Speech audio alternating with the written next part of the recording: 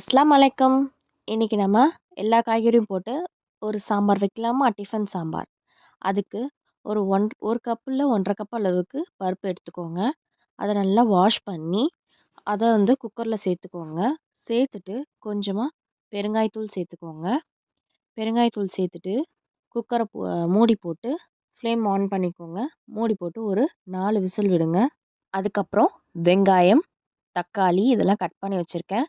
காய்கறிகள் என்னென்ன சேர்க்குறேன்னு பாருங்கள். அவரைக்காய், கேரட், பீன்ஸ், அப்புறமா கத்திரிக்காய். கத்திரிக்காவை கழுவி கட் பண்ணி தண்ணியில் தான் போட்டு வைக்கணும்.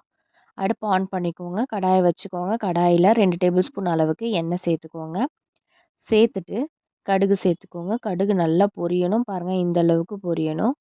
பொரிஞ்சதுக்கப்புறம் நம்ம கருவேப்பிலை சேர்த்துக்கலாம். கருவேப்பிலையும் நல்லா இந்தளவுக்கு பொரிஞ்சதுக்கப்புறம் நம்ம கட் பண்ணி வச்சுருக்க வெங்காயத்தை சேர்த்துக்கோங்க. வெங்காயம் சேர்த்து நல்லா வதங்கணும். நல்லா ப்ரௌனிஷ் கோல்டன் ப்ரௌன் கலரில் வர அளவுக்கு வதக்கிக்கோங்க. பாருங்கள், இந்த அளவுக்கு வதங்கினதுக்கப்புறம் நம்ம தக்காளி சேர்த்துக்க போகிறோம். தக்காளியை நல்லா மசிஞ்சு வரணும். நல்லா ஒரு 80% வதங்கினா போதும். இந்த அளவுக்கு.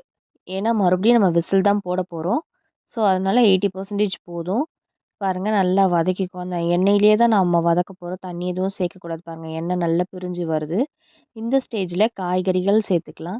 கேரட், பீன்ஸ், அவரைக்காய், அப்புறமா நம்ம கட் பண்ணி வச்சுருக்க கத்திரிக்காய் தண்ணியில் போட்டிருக்கோம் இல்லையா, அந்த கத்திரிக்காயையும் சேர்த்துட்டு தேவையான அளவுக்கு உப்பு. இந்த ஸ்டேஜ் காய் போட்ட பிறகு தான் நம்ம உப்பு சேர்க்கணும். நல்லா உப்பு போட்டு நம்ம உப்பு பிடிக்கிற அளவுக்கு நல்லா வதக்கி விடுங்க. அந்த காயும் சேர்ந்து அந்த எண்ணெயிலே தான் வதங்கணும். பாருங்கள், இந்த அளவுக்கு நல்லா வதக்கி விடுங்க. நல்லா எல்லா இடத்துலையும் படுற மாதிரி. அப்போ தான் சூடு பட்டு நம்மளுக்கு நல்லா காய்கறிக்கு நல்லா வெந்து வரும். அந்த சமயத்தில் சும்மா கொஞ்சோண்டு ஒரு நெல்லிக்காய் சைஸ் அளவுக்கு புளியை ஊற வச்சு தனியாக வச்சுக்கோங்க. இந்த ஸ்டேஜ் நல்லா தக்காளி, வெங்காயம் எல்லாமே வதங்கிடுச்சு பாருங்கள். காயெல்லாம் வதங்கினதுக்கப்புறம் மஞ்சத்தூள் ஒரு 1/4 டேபிள் ஸ்பூன் போட்டிருக்கேன். 2 டேபிள் ஸ்பூன் சாம்பார் பொடி போட்டுட்டு நல்லா இதையும் எண்ணெயிலேயே நல்லா வதக்கி எடுங்க. நல்லா வதங்கணும். அப்போ தான் அந்த பச்சை வாசனை போகும் அந்த சாம்பார் பொடிக்கு. அப்போ தான் டேஸ்ட் நல்லா அல்டிமேட்டாக இருக்கும். நல்லா வதக்கி விடுங்க. நல்லா இந்த அளவுக்கு நல்லா சுருண்டு எண்ணெயில் வந்ததுக்கப்புறம் ஃப்ளேமை ஆஃப் பண்ணிடணும். எதுக்கு ஃப்ளேம் ஆஃப் பண்ணுறோன்னா, மறுபடியும் இதை குக்கரில் தான் சேர்க்க போகிறோம். அதுக்காக தான் ஃப்ளேமை நான் ஆஃப் பண்ண சொல்கிறேன். பாருங்கள், நான் ஆஃப் பண்ணிட்டேன்.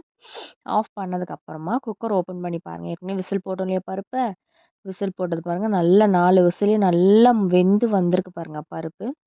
இப்போது இந்த பருப்பில் நம்ம வதக்கி வச்ச காய்கறி, வெங்காயம் அதெல்லாம் இருக்கு இல்லையா, அதை எல்லாத்தையுமே போடுங்க. போட்டுட்டு ஒரு மிக்ஸ் பண்ணுங்க. அந்த பருப்போடு எல்லாம் சேர்ற மாதிரி மிக்ஸ் பண்ணிக்கோங்க. இது பருப்போடு சேர்த்து இது போடும்போது கொஞ்சம் கட்டியாக இருக்கும். நம்ம தேவையான அளவு உங்களுக்கு எவ்வளோ தண்ணி தேவையோ அந்த அளவுக்கு தண்ணி சேர்த்துக்கோங்க. நான் 1 டம்ளர் ஊற்றிருக்கேன். இந்த தண்ணியை ஊற்றிட்டு நல்லா மிக்ஸ் பண்ணிக்கோங்க. மிக்ஸ் பண்ணிவிட்டு ஃப்ளேமை ஆன் பண்ணிவிட்டு குக்கரை மூடி ஒரே ஒரு விசில் விட்டால் போதும். ஏன்னா நம்ம 4 விசில் பருப்பு நல்லா வெந்துருச்சு. காய்கறியும் 50% வெந்துருச்சு. ஒரு விசிலுக்கு அப்புறம் திறந்து பார்த்தீங்கன்னா நம்ம all mix sambar is ready. பாருங்கள், செம்ம டேஸ்ட்டாக இருக்கும். இது தோசை, இட்லி டேஸ்ட் செம்மையாக இருக்கும். ஒரு வாட்டியாவது அதை ட்ரை பண்ணி பாருங்கள். இந்த ஸ்டேஜில் புளி கரைச்சி வச்சுருக்கோம் இல்லையா, அதையும் ஊற்றி நல்லா கொதிக்க விடுங்க. புளி ஒரு கொஞ்ச நேரம் அளவுக்கு கொதிச்சா போதும். நல்லா கொதிச்ச பிறகு கொத்தமல்லியை நல்லா கை ஃபுல்லாக எடுத்து தூவி விடுங்க. வாசனை சூப்பராக இருக்கும். ஒரு வாட்டியாக ட்ரை பண்ணி பாருங்கள் இதை. இதுக்கப்புறம் கொத்தமல்லி போட்டதோடனே நம்ம ஃப்ளேமை ஆஃப் பண்ணிவிட்டு நம்ம சர்வ் பண்ணலாம். பாருங்கள், தனியாக ஊற்றி காட்டுறேன். சாம்பார் எவ்வளோ இப்படி பியூட்டிஃபுல்லாக இருக்குது பாருங்கள். சாப்பிடவும் அவ்வளோ டேஸ்ட்டாக இருக்கும். 4 இட்லி நான் வச்சுருக்கேன். இட்லி வச்சு சாம்பார், அதுக்கு காம்பினேஷன் தேங்காய் சட்னி. தேங்காய் chutney is ultimate taste in sambar combination. இது தேங்காய் சட்னியும் ஊற்றி சாப்பிட்டு பாருங்கள், அவ்வளோ டேஸ்ட்டாக இருக்கும். தோசைக்கும் சாப்பிட்லாம். ட்ரை பண்ணி பாருங்கள். ஈஸியான ரெசிபி தான். சப்ஸ்கிரைப் பண்ணால் சப்ஸ்கிரைப் பண்ணுங்கள். Tata bye bye.